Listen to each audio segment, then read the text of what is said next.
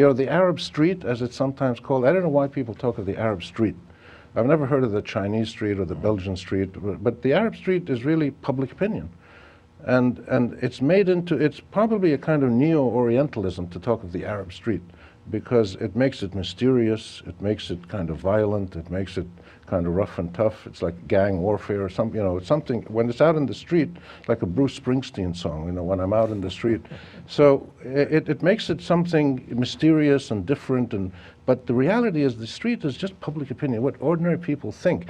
We didn't know that before. We didn't know what they thought because they had no way to express it. We now know what most ordinary people think to a pretty accurate degree, partly because of the quality research that you and other colleagues, people like you and companies and groups and Arabs and Americans and Europeans are doing. We have a lot of polling and survey evidence. We have the media where they express themselves. We have the blogs on the internet. And we have even, despite their limitations, elections. And elections, even though they're gerrymandered and they're not always completely free, they do give us insights into what many, many people think in many Arab countries now. So I think this is, to me, the single most important, really, development or a phenomenon, which is we now can know what ordinary Arabs think if we want to really get that information.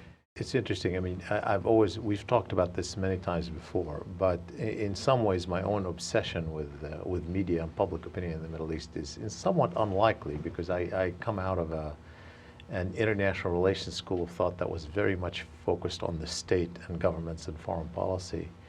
But really my work has been transformed because of my observations about media and opinion in the past 20 years, and I'm actually interested to hear about how you got into it. But my own focus on this, and in some ways much of what I do now in public opinion polling that I do in the Arab world is really focused on studying the relationship between the media, particularly the new media, the transnational media, and notions of collective identity as they're being transformed in the region, as well as opinion.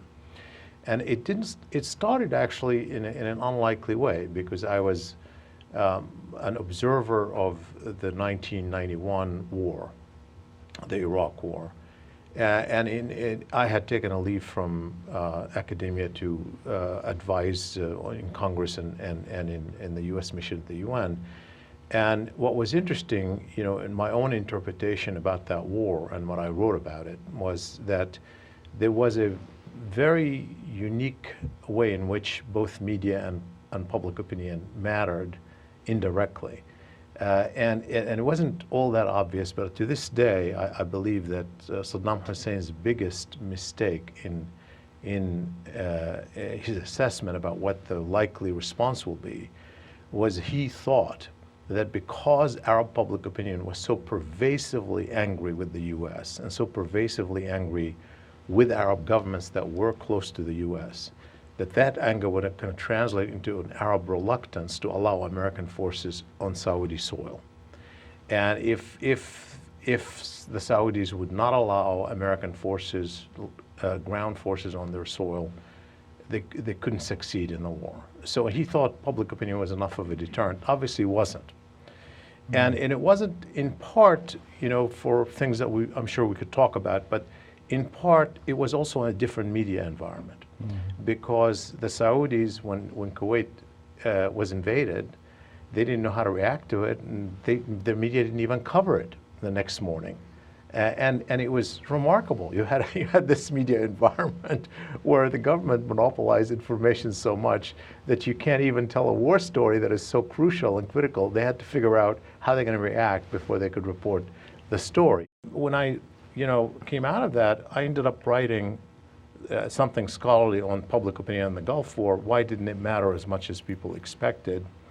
At the same time that Al Jazeera starts.